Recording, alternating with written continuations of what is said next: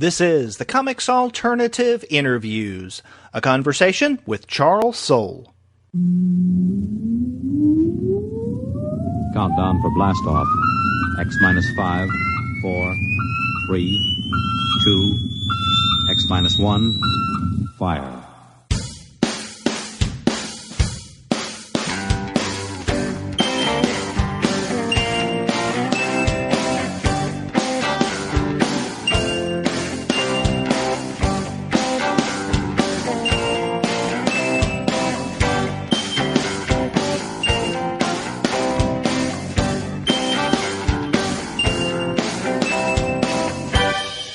Hello and welcome to another episode of the Comics Alternative Interviews. I'm Derek, and I'm one of the two guys with PhDs talking about comics. And on this episode, I have the pleasure of talking with Charles Soule. He is the creator behind Letter 44, but also you may know him from Swamp Thing, She-Hulk, Death of Wolverine, and so many other titles. But before we get to the interview, I want to let everyone out there listening know that this episode of the Comics Alternative Interviews is brought to you by the wonderful folks at Discount Comic Book Service. Go to their website, dcbservice.com, for all of your comics pre-ordering needs. There you'll find all DC, Marvel, Image, and Dark Horse titles at 40% off of the cover price if you pre-order. For all of the other publishers, you'll find that those discounts are at 20 to 35% off cover price, and every single month you're going to find incredible specials. Now, sometimes those specials are at 45% off cover price, sometimes it's 50% off cover price, but many times the discounts are larger than that. Now, we're still in the early days of April, so Discount Comic Book Service has not yet put up their April specials yet, but if history is any indication, you can rest assured that there are going to be incredible bundles from publishers like Marvel, from DC, Valiant, Vertigo, Dynamite. The list goes on and on. There's so many specials, so little time, so get on over to Discount Comic Book Service. Their website is dcbservice.com. Go there for all of your comics pre-ordering needs. And after you do pre-order your comics there, please be sure to drop them a line and tell them that the two guys with PhDs sent you.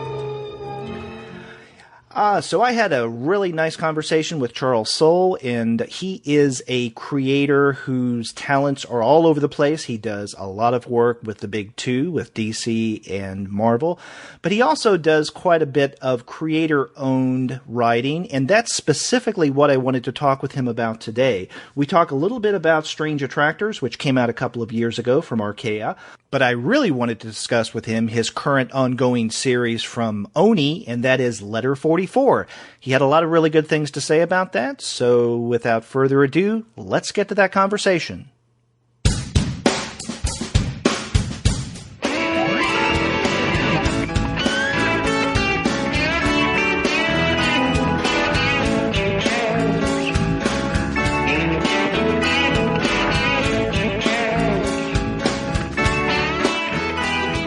I'm happy to have on the podcast Charles Soule, who is the writer of Letter 44, but also a number of other titles, superhero and otherwise. But I wanted to talk with you, Charles, about Letter 44. So welcome to the Comics Alternative.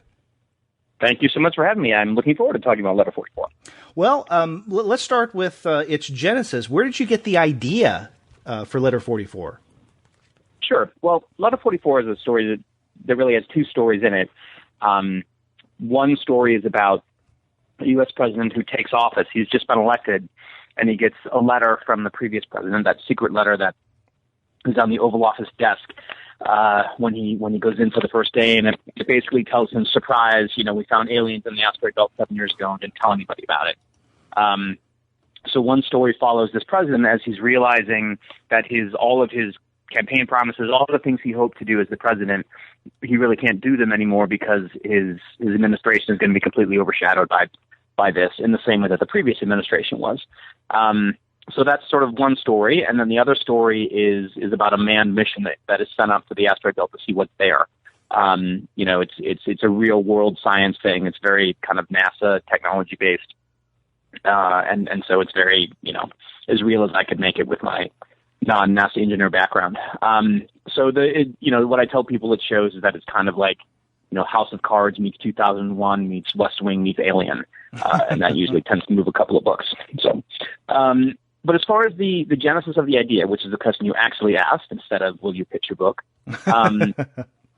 I have a law degree, which may or may not be something you already knew, but I'm a practicing attorney and have been for about 15 years now, and so I've always been interested in government and a lot of the sort of stereotypical things that lawyers get interested in, and particularly presidents. I think that choosing to be president is an absolutely insane choice, and you have to be such a kind of weird mix of extraordinarily competent, brilliant person and, deluded megalomaniac to want to do it. It's, you basically, ruin your life and also make yourself completely famous and wealthy for the rest of your life by doing it. But who knows? There have been great ones and bad ones, but it's always a really tough job. So I thought writing a book about a presidency would be fascinating just to me and hopefully to other people. And then as far as the space side of it, I've always been a huge fan and devotee of the space program, from Mercury to Gemini to Apollo, all the way through the shuttle and everything else that we've done. Whether in the States or other places, ESA or, Russia, any other place with space programs. I just think it's neat that we actually put things out there. And so it kind of hit me hard when the last space shuttle mission was announced, because I thought, the fact that we were having to use Russian launch facilities and Russian launchers to get into, to get supplies back up and astronauts back up to the ISS, the International Space Station, and things like that. It just seemed like, for something that mattered, that I always cared so much about, it felt like a real scaling back, because at that time, also the planned return trips to the moon and Mars that G.W. Bush had been ungreenlit, in the wake of some economic problems. And so it looked like, the space shuttle was being shut down. We weren't going back to the moon or Mars, that we had to scramble to get budgets for even the most sort of meager probes and satellite programs. It just bummed me out. So I thought, what would cause us to, really relight a program, a significant space exploration program, in the same way that Apollo kind of, Kennedy lit a fire under America's collective. Can I say what's the age rating of this podcast? It can go from as innocent as you want to as explicit as you choose. All right, then I will say ass. Kennedy lit a fire in America's ass with that great Apollo speech, and obviously the directives to get us on the moon within a decade, by the end of the decade. And we did it, which is it's still astonishing to me when you actually delve into the engineering challenges that we faced to get men on the moon within the timeline. It's unbelievable. So anyway, I thought, it would be great. What would be something that would cause us to do that kind of massive national effort again, in light of the expense of it and the difficulty of it, particularly going out as far as the asteroid belt. And I thought, well, if we knew that there were aliens up there, we would probably find a way to go. And so that was where it started. And here we are today. I am about to start writing, issue 21 any minute, and we're off to the races. It's really fun. Wow.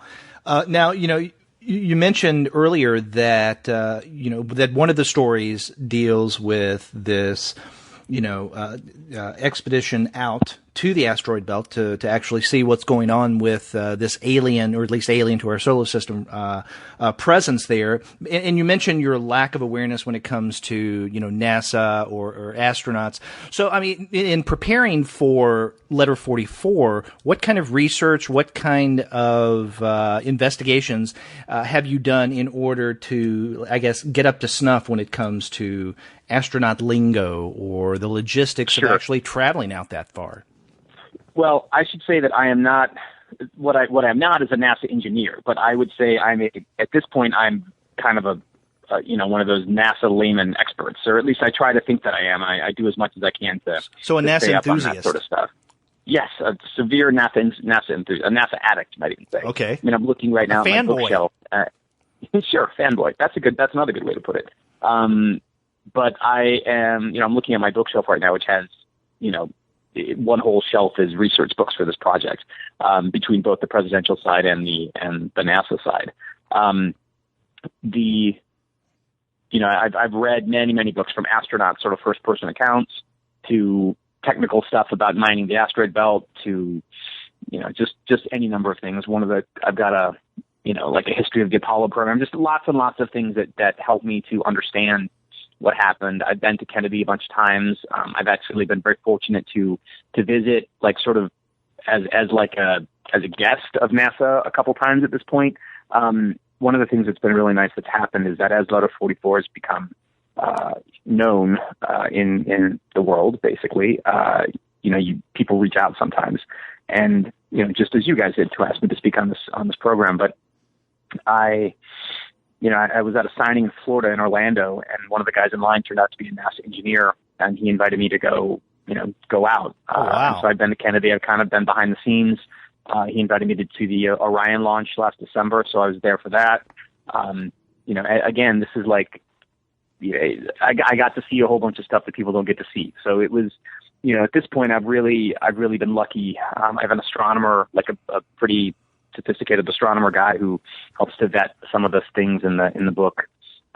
For example, there's a portion of the spaceship that has artificial gravity, and the technique by which this would be accomplished is fairly well established. At this point, you basically spin part of the spaceship, and in that, if it's spun at the right velocity, you can generate some portion of regular gravity, or all the way up if you go fast enough. And my question for him was, how big does that ring, that spinning thing, need to be? Because if you do it wrong, hypothetically, the gravity at the center of a circle like that, of a ring like that, is zero. It's only on the edges of the ring that enough force is generated to create gravity. So it's like, if the ring is too small, does that mean your head is in zero gravity while your feet are in gravity?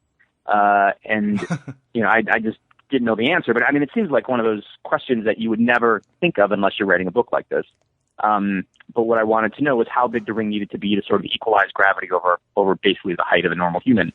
And he's like, I sent him this email, and he sent me a formula, like 2 seconds. He's like, oh, that's this one. So I just plugged in the numbers, and then I had my answer, and it was cool. So I am certainly no more than a NASA fanboy, but I'm trying to do my homework and get some of these details right, or as right as I can. I feel like it's important for this kind of book. Yeah. Well, one of the things that impresses me about Letter 44 is not only the technical scientific aspects that you have to contend with in research and preparing for this narrative, but also the psychological ones. And this is something you usually don't find in similar stories, and that is, okay, you have a group of scientists and also of military individuals who are on this mission, and it's men as well as women. What are you going to do with this mix, especially when you have very human issues that need to be addressed? Mm-hmm. Case in point, we have Astra, the baby who is born in space, and we learn, I guess, fairly quickly in that first narrative arc that she is the result of the scientist Charlotte Hayden and one other member, but we're not really sure. But then the longer we get into the more we get into the series, we find out that in order to deal with these psychological sexual issues, that it seems to be, at least for the most part, that people share one another as the needs arise. Yep. I guess, to put it lightly. Yeah, that's accurate. I mean, there are two women, and there are, when the mission started, there were 7 men. So it became an issue, relatively quickly. And this isn't something that was, we're getting into slight spoiler territory. I'm going to address some of this in actually the 4th arc. But I'll just say at this point that it's something that evolved over the course of the mission. It was something that basically was planned to go one way in training and then ended up going a completely different way, which to my mind is pretty predictable. You put 7 people in a tin can and things are going to happen. But it just seemed like something like that. These are all of the astronauts on the Clark are very brilliant people, whether military or scientific, and they're handpicked to be able to handle a mission like this, more or less. I mean, as you'll see as the series goes on, the series is structured as 6-issue main arcs following the main story, but then every 7th issue, so 7, 14, 21, etc., is kind of a sidestep where you talk about, basically we're talking about the recruitment of the crew. So we flash back in time to see how they all were picked and how they got on the ship. And as we started to see, some of these people are actually I don't know that I would have picked them to go on the mission, but because it is it's essentially one-way trip, as we learned pretty early on. The ship is not designed to return to Earth easily. I mean, it hypothetically could, but it would depend on some really lucky things happening out in space, which at this point doesn't look like they're going to happen. So they, you have to kind of take who's willing to go, and not everybody is willing to say, I'll never see Earth again except through a telescope, or the rear view mirror, or rear view window, basically. So, they probably did not have their first psychological choice when they selected all the astronauts for the Clark. And at the same time, as I said, they're all geniuses, so they knew some of the tension they were facing, and I think they probably figured that, something needed to be done. And this is one of the many workarounds or solutions they come up with to keep from all killing each other. Now, you mentioned that we learned a little backstory of some of these characters every, so often. And you said that right now you're working on, what is it, issue number 21? 21, yep. 21. But I think that the most recent one that's been published that the rest of us know is issue number 14. And if I'm not mistaken, I think that's the one where we learn the backstory of John Willett, Sergeant Willett, and his issues in there. And one of the things that struck me about that is and this is the first issue that I guess will be collected in this third volume that'll come out later this year, I assume. Actually, we're collecting them differently. Those interstitial issues are being collected separately later. So the first chunk of trades, they're going to be collected as one volume, one all of them are out, and there will be 4. Okay. So, take that for what it's worth. Okay, so the backstory stories will be collected separately in their own trade. Correct. Okay. Okay, that makes sense. Because, coming after this second trade, in all of a sudden reading that backstory of Willett, it struck me a little odd. And I'll tell you why it struck me as odd. When Letter 44 came out, it's been a little over a year ago, I guess, I started reading it in single issues. And I think I got up to issue number 3 or 4. And then, as usually happens when I take on new series, no matter how much I love them, I'm overwhelmed with everything that I have to read, and especially for this podcast. And so I thought, okay, I'll wait for the trade. And so then I decided to wait for the trade. So then now reading issue 14 individually, I thought, this is something different. But you have done this previously. I just didn't know that, having switched from the single issues to the trades. Yes. It's, as somebody who, reads a lot of comics and follows series and things like that, I'm basing some of the ideas of structure anyway on series like Preacher or, even Sandman, some of the stories that I really loved that would have these little digressions from time to time. They also help, the regular artist whose name is Alberto Jimenez Albuquerque, Stan's schedule, drawing a monthly book is an enormous task, and he's extremely good at it and extremely fast, but giving him a couple months to step away from Letter 44, think about other things, do other books or other projects, whatever, and then come back to it fresh has really informed the book. I mean, I think you'll see as the third arc continues that he's really he's doing unbelievable work. So, it also lets me, Drew Moss drew issue 14 and Joel Jones drew issue 7. They're both phenomenal. So it was a chance to work with other artists who, see other artists interpret these characters. Letter 44 scripts are difficult. So because there's a lot of, it's not just superheroes punching each other. In fact, it's never superheroes punching each other. There's a lot of conversations. There's a lot of subtle acting required and stuff. So I don't envy any of the artists who have to draw this stuff, but I appreciate them all very, very much. Yeah, and there are a lot of things going on in Letter 44, so I can see where you're coming from in talking about the complexity of the storyline. Now you broke it down early on as to 2 basic storylines. There's the one that takes place out in space, which we've been discussing, and then the more politically based one on Earth that centers around the Stephen Blade administration and all of that. But especially as you get into this second narrative arc that we have now in the relatively recently published second volume of the trade, there seems to be more than just those 2 stories. So, for instance, there's that, but also we have much more when it comes to former President Francis Carroll and what he's up to, and don't want to give away any spoilers for those who haven't gotten this far in the series, as well as let's say a rocky and interesting relationship between Stephen Blade, the First Lady, and Congressman Chris Higgins, because I mean that becomes its own fascinating story. So it's like, especially as you get into this second story arc, you're not just juggling 2 or 3, but at least 4 different balls in the air at the same time. Yeah, and it gets worse. The third arc brings in a significant flashback story that Carroll sort of talks about, because one of the things that always has fascinated me is presidential transitions. You know, how a guy who is the most powerful person in the world gives that up and moves on with his life. And you know, President Carroll, who's the guy who wrote the letter to President Blattes originally. Oh, Blattes. Okay. See, I was calling him Blades. Yeah. I'm sorry. A lot of people do. It's like my last name. Not everybody jumps on it right away. But yeah, Blattes. So Carroll, rather, the previous president, wrote the letter for Blattes to kind of let him know what all was happening, and supposedly let him do it. But as we started to see, Carroll felt a significant degree of ownership over that decision, and he had done a lot of things, some very bad things from a certain perspective, in order to get the country ready.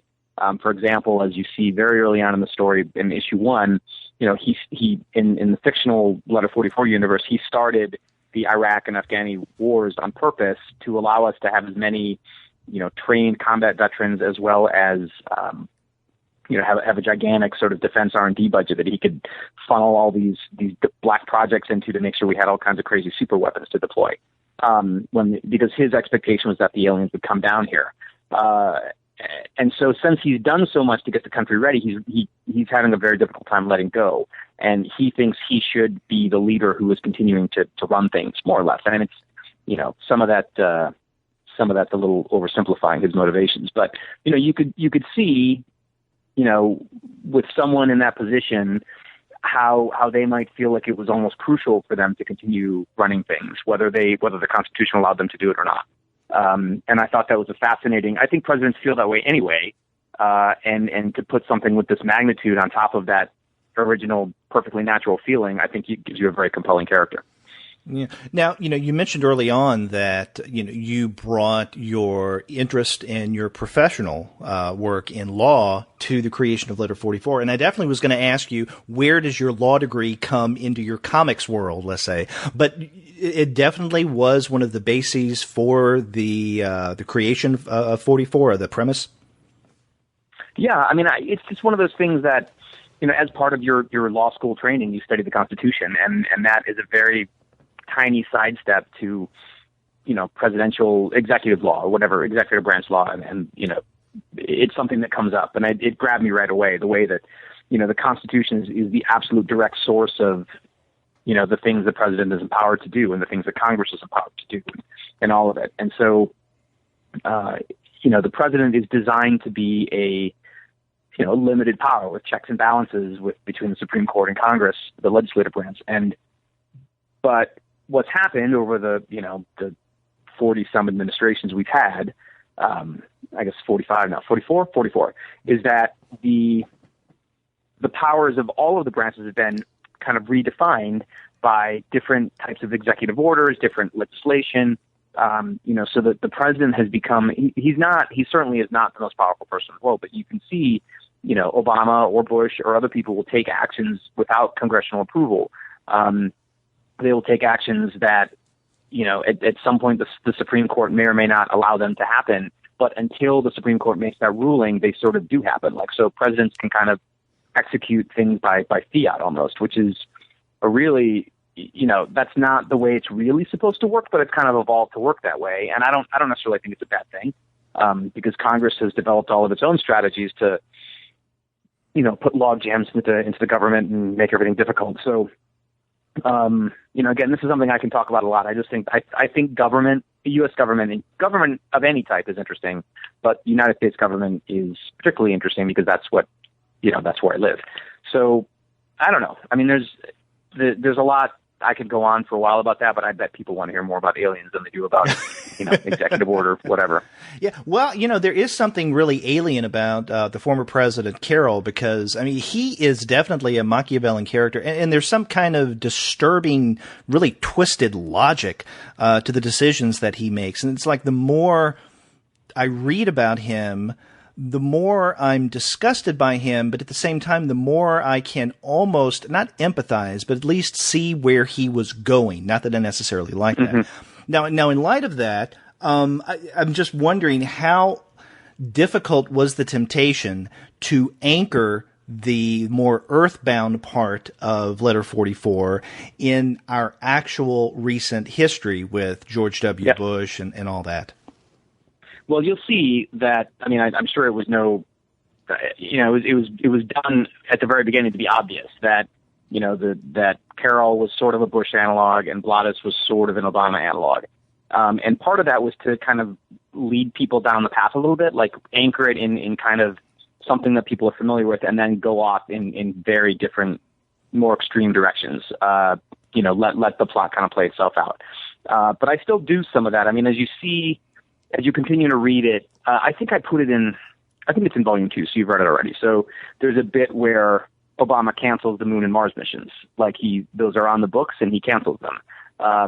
And at the same time, he legalizes gay marriage. And he legalizes gays in the military. Right. And those are things that, and those are things that happened in the Obama administration. And so, I keep throwing in as many of those as possible. It's becoming more difficult because, honestly, especially with Volume 3, things take a very significant turn. I mean, you've gotten through Volume. I guess you said you read up to 14. So at the end of Volume 2, Bladas does something that's very definitive. That is, the world is going to diverge in a huge way from what we've known, but it goes to really cool places, and I still find little ways to weave in history, which is something else I like a lot. So yeah, well, Carroll strikes me as much more of a Dick Cheney figure than George W. Bush, because he is much more conniving and manipulative, especially when we start learning more about his relationship with Chancellor Volcker. Yes, absolutely. She is the Chancellor of Germany, and she has her own set of ambitions and points of view. The book has actually been sold to Germany, like it's going to be published in the German edition. And they only picked up volume. I mean, the way that foreign publishing tends to work is that, they'll get the first volume and see how it does. And if it does well, they'll move on to the second volume and so on. So as far as I know, the German publisher doesn't know about that plot line, but, I guess we'll find out. Yeah, because I was going to ask if you had any reaction to that, but I guess you will eventually. Yep. So my German audience might shrink a little bit, but that's okay. Yeah, and again, I don't want to give away any spoilers, but when there is a conversation at one point in the second volume between Carroll and Volcker, I mean, there are references to Germany's past and potentially getting over that. I've had that conversation. I've had that conversation with some Germans, and so I know that point of view exists, and I think that it is it's not the best point of. I mean, who knows? I mean, it's a point of view, and that's the main thing. If your character has a point of view that did that seem legitimate to you? Did it seem like, like something that would be plausible for a chancellor to say or think anyway, even if she would never say it? For me, it would, but especially within the context of Francis Carroll, because Francis Carroll was, and I don't want to say over the top in terms of unbelievable. I mean, he's definitely believable, and I think that his motivations, again, there's kind of a contorted logic to it, to where, initially my reaction was, oh, okay, this is too wild and out there. But then the more you learn about Carroll and why he was doing what he was doing, it's like, I could see someone like, for instance, a Dick Cheney, making arguments for this and then pursuing that to its logical conclusion. So in a world where Francis Carroll exists and had been president of the United States, why can't you also have a German Chancellor Volcker doing what she does? And again, without giving away spoilers, for those who haven't read into the second volume, doing what she does to get to the point that she would like to get. Yeah. And again, everything really ratchets up about 25 notches in volume 3. So, oh wow, it's really It's cool. I mean, again, I'm pursuing all of these story threads to where I think they would go. If the stakes were as high as they are, and I think they don't get any higher than they are in this book, what would actually happen on the planet? And it is sort of, it's not pretty. Let's put it that way. Okay, now I have we've talked with a number of creators on the show, and even though they're, let's say, maybe in the early or even mid stages of their series, many have said, "Oh, I have an endpoint. I know exactly where I want to go. I don't know how many issues it will be, but I do have an endpoint and have a general sense of where things are going to wrap up." Now, do you have a plotted endpoint? Do you have a sense of about how many issues, or at least narrative arcs, they're going to be in Letter 44? I know exactly to the issue. There'll be 35 issues. It'll end up being 5 main arcs and then that interstitial set of issues. So kind of think of it as, it'll be 6 volumes and all said and done, but one of them will be kind of the backstory line. Wow! So you've plotted this out to so many issues, and that's what you're writing toward. Yep. I think the 4th and 5th are not written yet. I have buckets of notes on exactly what they're going to be, but I know how long they'll be, and I know the themes, and I know what each one will be concerned with. And I think who knows? I think the 4th one, which is, it's looming, like I'm about to start writing it very soon. So that's the immediate challenge that's on my plate right now. There's again, lots of plot lines, lots of balance, but that's what the series has always been. So I don't think there's any reason to stop now. Huh, okay, because I was curious if this would be, for the long haul and ongoing for Oni, because they have the 6th gun, which is, I guess it's going to be wrapping up in the relatively recent, not too far from now. And then Wasteland, which is going to be wrapping up as well. But, 30, what did you say, 30... 35? 35. 35. I mean, yeah. Especially today, that's quite an impressive number. It's not. I think a story is finished when it's finished, and I don't see any reason to pad out Letter 44. One of the advantages I'm sure as you've read 14 issues, you probably noticed that the pace is really quite quick. Like something pretty gigantic happens in every issue, and I keep kind of flipping the switch back and forth between what you think the series is going to be about and the twists and turns. And I think if I extended it, then it would be harder to do that and harder to make it plausible and harder to keep the pace up. I mean, I want it to feel breathless. I want events to outpace the reader. I want it to feel just like you can't believe what's happening and you cannot wait to find out what's going to happen next. And so that's why it's pretty tightly plotted at 35. So it should be cool. It should be cool. I hope. Well, as we've been discussing, you start off Letter 44 with a very high concept and are able to break the larger idea into different storylines. And like I said, juggling more and more balls as the series goes along. Another work of yours that also has an incredibly high concept is the book that came out a couple of years ago from Archaea. This is before Archaea was acquired by Boom, I guess. Strange Attractors. And so, I mean, this is in many ways very different, but on the other hand, quite similar to Letter 44 in that you are dealing with scientific issues and questions whose premise is the basis of the book. Yeah. That's something I like. The stuff that's coming out that I'm working on now, the new creator-owned projects also seem to have that in common. And, some of my other, just a couple novels and different things, and they all tend to start with a big what if, what if this, and then I break that big what if down into, I like to follow the premise to its conclusion. I kind of winnow out all the little story ideas. So if you think of it as, this is not the best metaphor, but like an anthill, right? And then all you see of the anthill is just that little bit on top, but underneath it's all these tunnels and little passageways, and then curving little lines that take it to all sorts of other places. And it, maybe it had occurred to me because Strange Attractors has all those maps that are related to complexity and chaos theory and all that stuff. But let me just say the basic premise of that book for anybody who's listening and might be interested.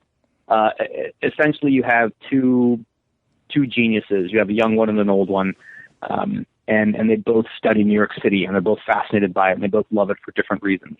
They're both, sort of very, very high-level mathematicians. And the younger one finds out something odd about New York City. Basically, he finds out that it's able to kind of self-heal in a way that most other cities can't.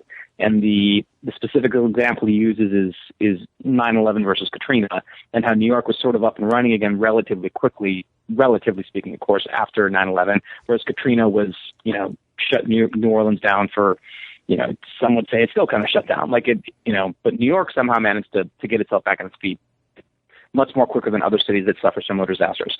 And so he investigates, and he finds this older genius mathematician who claims that he has been using complexity theory to basically sort of adjust all of New York's systems and keep it healed and kind of running like a well-oiled machine. And the way he does it is by, he'll move a trash can 3 feet further along a sidewalk because he knows the ripple effect of people walking those extra 3 feet to throw away their trash can or their, trash or newspaper or whatever it is. And so he's able to, in his mind, because he's a super genius, he's able to plot out all the ripple effects that would have on pedestrian traffic and, all the rest of it across New York and sort of make these minor adjustments all the time to fix things and keep New York humming.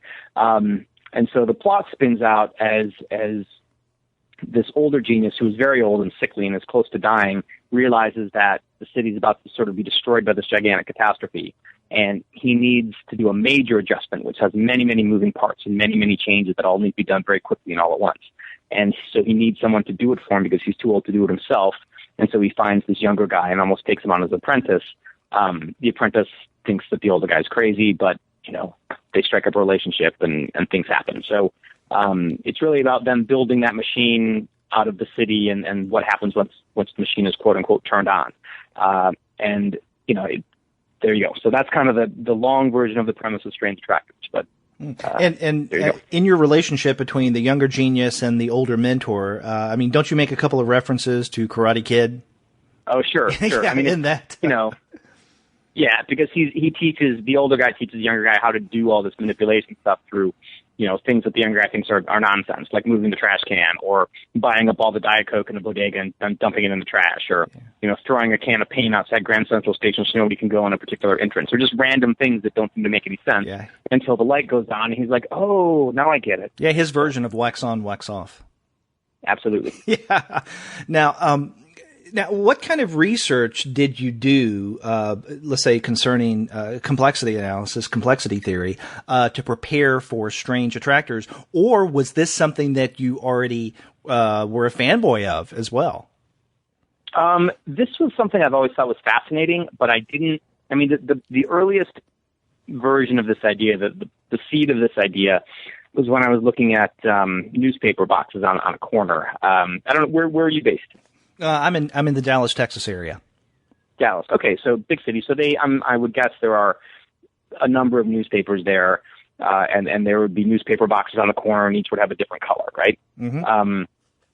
Here, there are many newspapers. It's New York City. There are a lot of papers here, and each type of box has its own color. New York Times is sort of this, grayish blue color. Village Voice is red, et cetera, et cetera.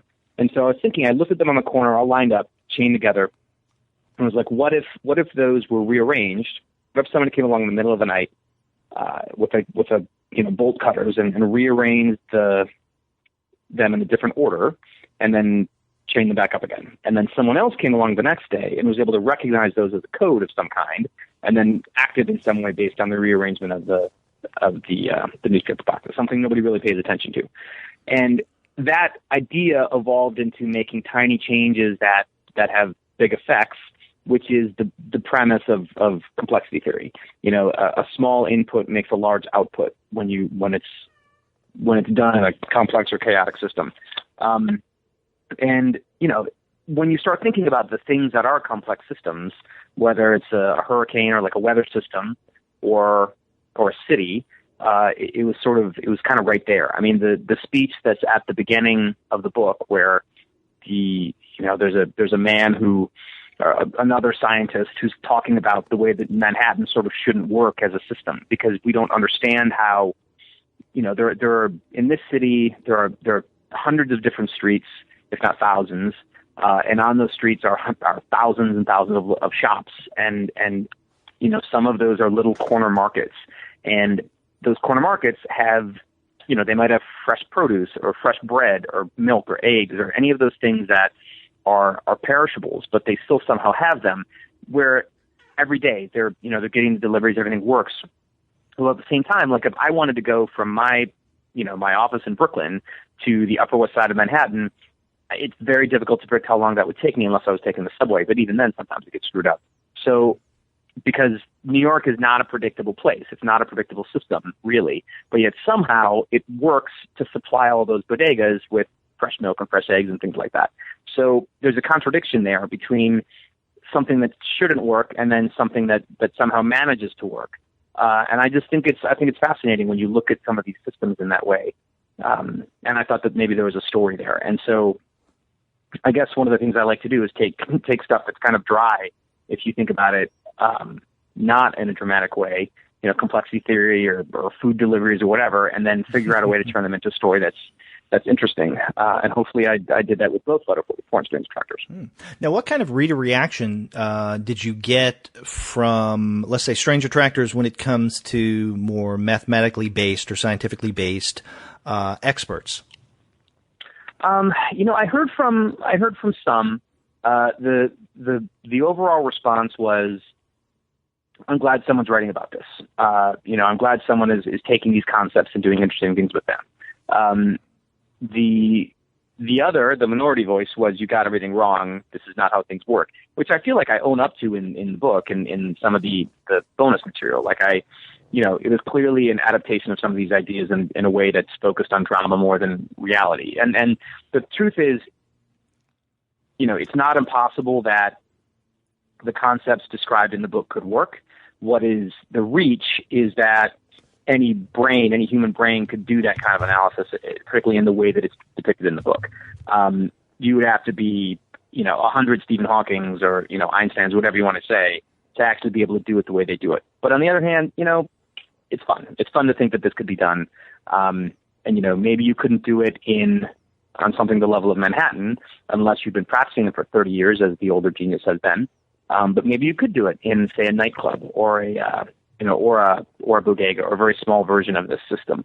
And that's where the fun starts, thinking about being able to influence things that way, almost in a sort of a near magical way. It's pretty cool. Yeah, and plus it's a work of fiction, so, what do readers expect, right? There has to be some kind of fictional element to fiction in that sense.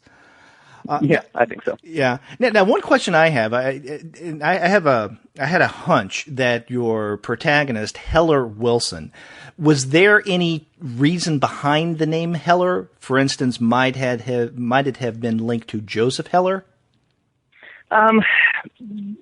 Not really. I just like the name Heller. I understand where you're going with that, but because I thought something happened, right? Which is what this book is all about: things happening. Yeah. And so I thought, that's clever because that's not what he's best known for, right? It's Catch-22, but I think that the next best known novel, Something Happened. But so it didn't happen that way.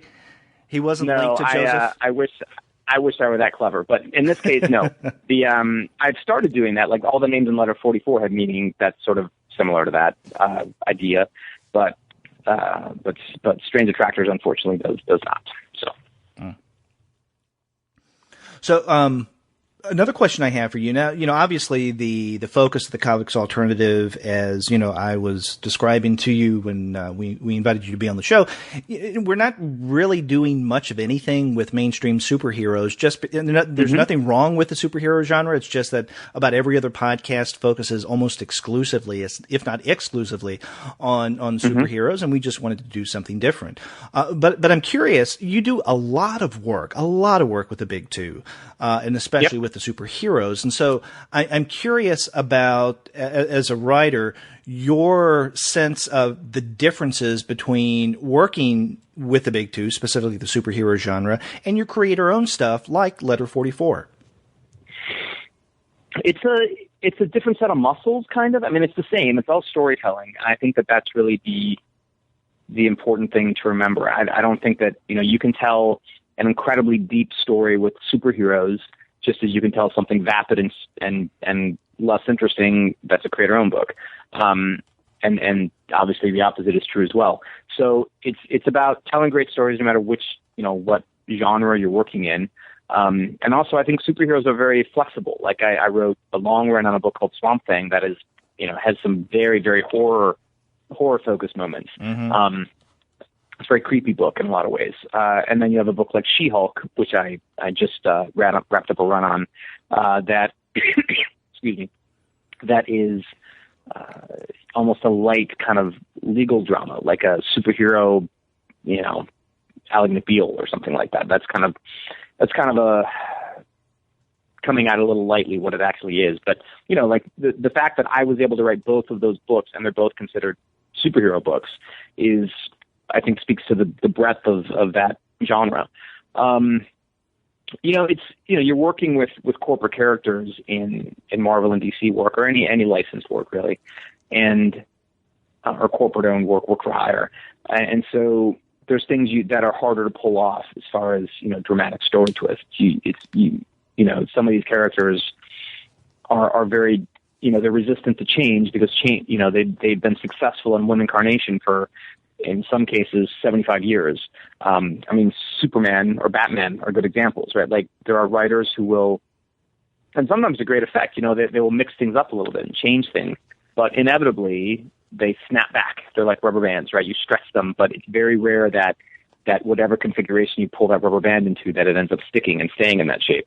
They just snap back. The original costume comes back, or the original girlfriend is the person that the hero's supposed to be with, her boyfriend or whatever. Like, I wrote Superman, Wonder Woman, and for a long time, which is a superhero book that revolved around the idea that Superman and Wonder Woman were a couple that were dating. And to this day, I still hear people at conventions saying, I really like that book, but man, Superman's only supposed to be with Lois Lane, which is ludicrous, right? Because there's so many great stories you can get out of all kinds of different configurations. But,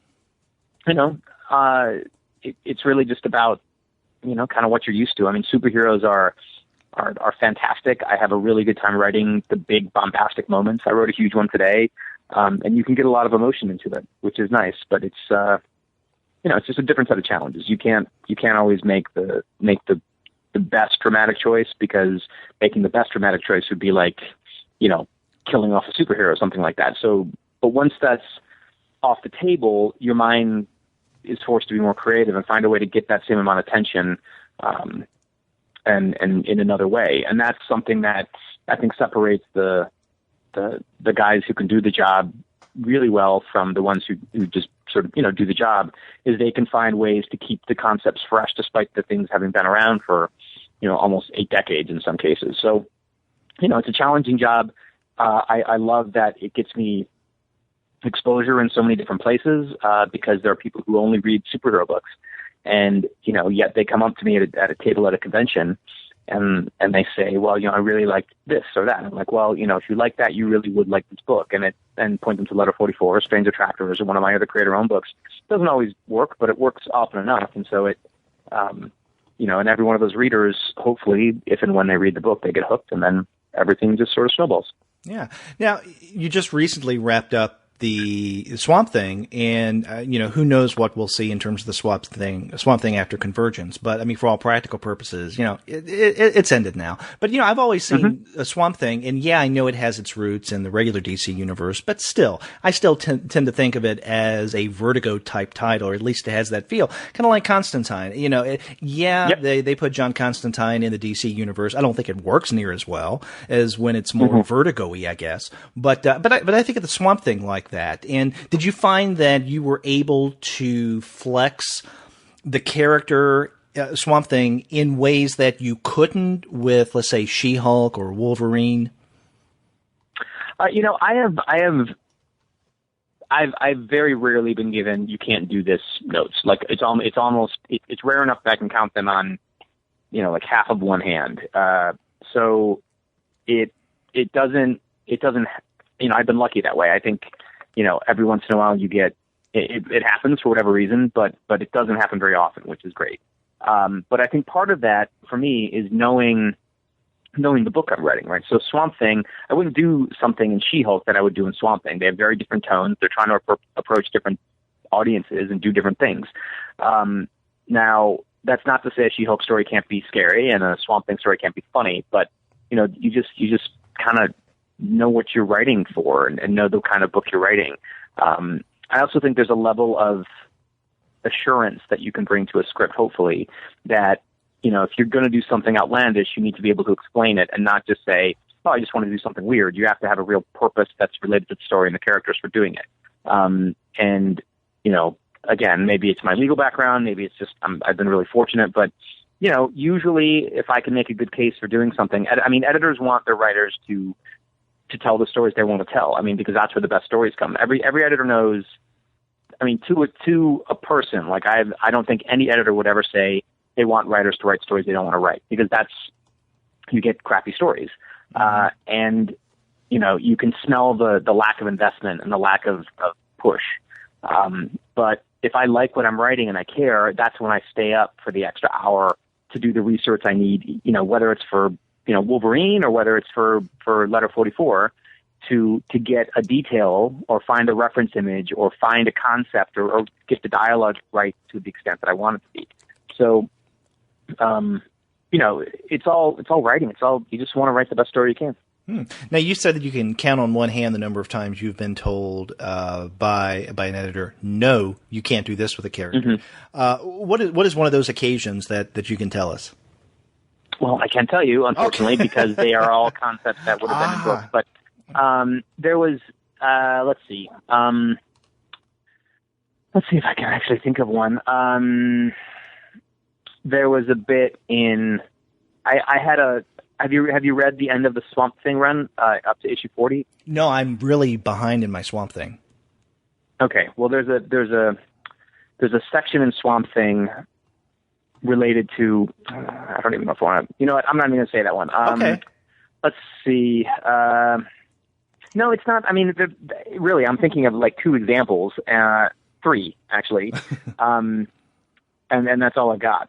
So they are really, they're very few, and all 3 of them are things that I sort of feel like I should probably just, let the book speak for themselves as they are. I think that of those 3, 2 were great ideas that I wish I'd been able to do, and 1 probably was the wrong idea. And I, as soon as it was pointed out, I was like, you know what, you're right. Okay.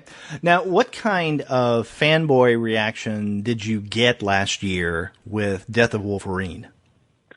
By and large, it was very positive. There are some people who absolutely hated it, but I think that's par for the course with when you're dealing with a book like this. Everybody has a vision in their head of what the Death of Wolverine is supposed to look like, and I feel like what I gave people was not necessarily what a lot of readers were expecting when you think of what Death of Wolverine is going to be.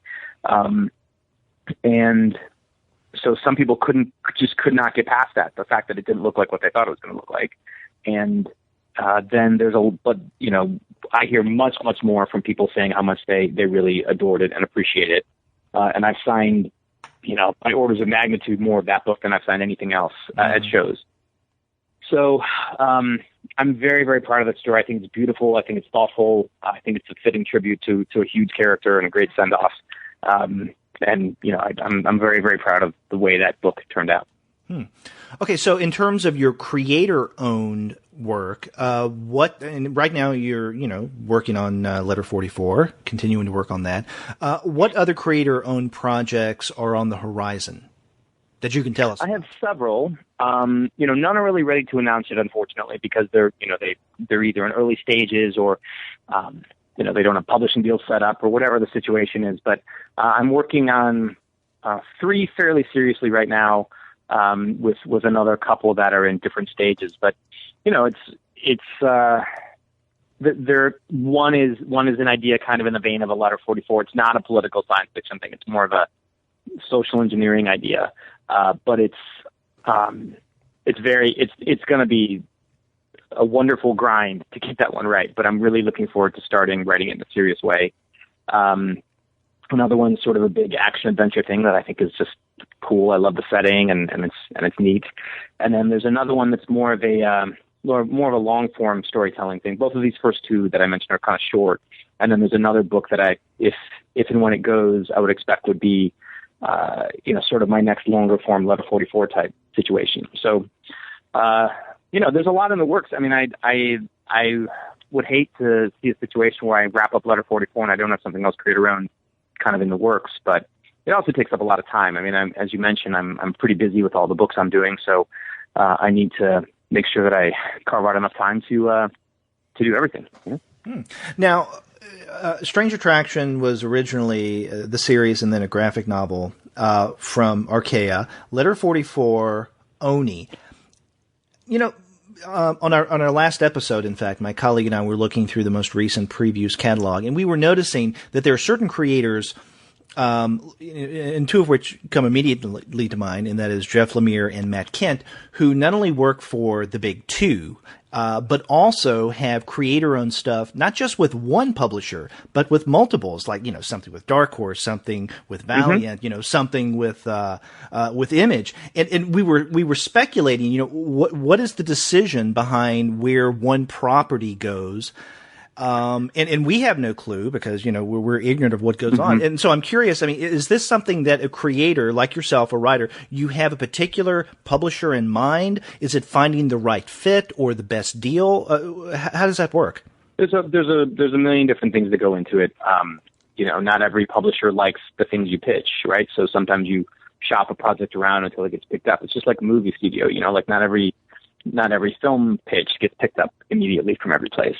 So, that's certainly a factor, but then there are other places other books you tailor for the publisher, right? So, one of the reasons Letter 44 is at Oni is that I knew that they were very supportive of long form series, and I particularly had in mind, Six Gun and Wasteland and some of the other books that they've done that have really gone the distance, and they get behind their books and support them and market them and get you interviews and get you talking to people, and it's very it's a good thing, and they keep books in stock and they make sure that you're supplied, and just a lot of logistical things that are important as a writer, because you can sort of do some of those things yourself at some of the other publishers like Image or whatever, but I've got a lot of work to do. I've got my law practice as well as writing 1 million books, and so the idea of somebody who was willing to help me with that and could do a good job of helping me with that was very appealing. And this is a story that I knew I really, really wanted to tell, the whole thing. And they've, Oni has said straight up, you will get to tell the whole story. Like, the numbers for the series are good enough and strong enough that there's no doubt that we'll go the full distance. So things like that are important. But every book has its own story, literally and figuratively. And, some books end up other places. It's every book is different. It's complicated. Yeah. Now you mentioned, in terms of the publisher and finding one, a comparison with movies. Have there been any interests in either in terms of the big screen or even the small screen with any of your creator-owned stuff, specifically Letter 44? Oh, sure. Letter 44 actually is already sold to the Sci-Fi Network. They're in heavy development on it now. So my hope is that we will all be watching it on TV within the next 12 months or so. We'll see what happens. Wow, I did not know that. So that's cool, beyond cool, and I would really be thrilled if we could get to that point. All the rest of them, there are really, I've got 4 big creator-owned projects. Strange Attractors we've talked about. There's another one called 27, which is sort of a supernatural rock and roll thing. Right. And then my earliest book, which is called Strongman. And they've all had discussions of one type or another. Strongman tends to keep popping up. People really like it. And, it's possible that we could see that one someday, which would be wild. But it's all, there's only so many hours in the day, and I'm very focused on, getting new work out in the world. And I don't know, it's certainly not digging ditches. I'm not complaining about it, but it does keep me busy. Well, you write a lot of books and you do a lot of work, and that's just in comics, not even counting your law practice. So I ought to let you get back to work. Charles, listen, thank you very much for taking the time and talking with me on the Comics Alternative. My pleasure. Thanks so much for having me. Talk again.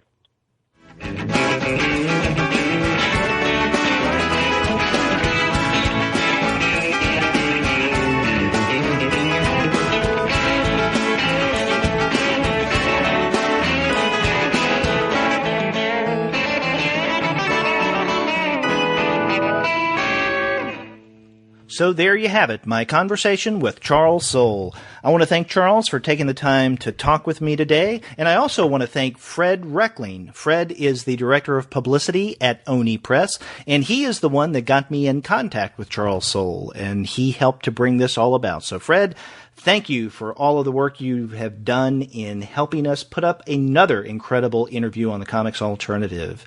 And if you want to be impressed with Charles Soule's work, if you aren't already, then you can pre-order the various comic books he writes through our sponsor, and that is Discount Comic Book Service. Go to their website, dcbservice.com, and as we say, they'll take care of all of your comics pre-ordering needs, so be sure to tell them that the two guys with PhD sent you. Or you can go to their sister website, and that is In Stock Trades. So instocktrades.com is the place where you can find graphic novels, trades, books that are already out. So for instance, if you wanted to catch up on Letter 44, you can find both of those trade paperbacks at 30% off of the cover price. So instead of paying $19.99 for each, you'd pay only $13.99. Or if Charles's superhero fare is more up your alley, you got a lot to choose from. You can find the hardcover of The Death of Wolverine at 42% off cover price. So instead of paying $24.99, you pay only $14.49. Or, if you like Swamp Thing, you can find the 5th volume, The Killing Field, at 42% off. So that means you can get it instead of $14.99, you can get it for $8.69. So whether you go to Discount Comic Book Service or their sister company, In Stock Trades, you can't go wrong. A great place to get your comics. And after you do get your comics there, get in touch with us and let us know what you're going to be reading. You can get in touch with us by going to our website, and in your web browser on the right-hand side, you will find a Send Voicemail tab. Click on that, and from the comfort of your own browser, you can leave us a message. It's just that simple. Or if you want to do things a little more complicated, you can call us over the phone. Our phone number is 415-3-COMICS. That's 415-326-6427. You can also reach us via email. We're 2guys@comicsalternative.com. If you want to reach me individually, I'm Derek at comicsalternative.com. You can also find us on Twitter, and a lot of people do. We're at the number 2 guys with PhDs. And thanks again to everyone who continues to like our tweets and retweets our tweets. We like to be retweeted. You can also find us on Facebook, on Tumblr, and on Instagram. You can subscribe to the podcast through iTunes, and when you do, please be sure to leave us a rating and a review. We'd appreciate that. You can stream us through Stitcher. You can also leave us a Stitcher review. We'd very much appreciate that as well. You can also find us on TuneIn, and you can find every single one of our episodes, as well as our growing list of reviews and comics-related commentary on the website at comicsalternative.com. Thanks again for listening to this interview podcast, and until next time, I'm Derek. I'll see you later.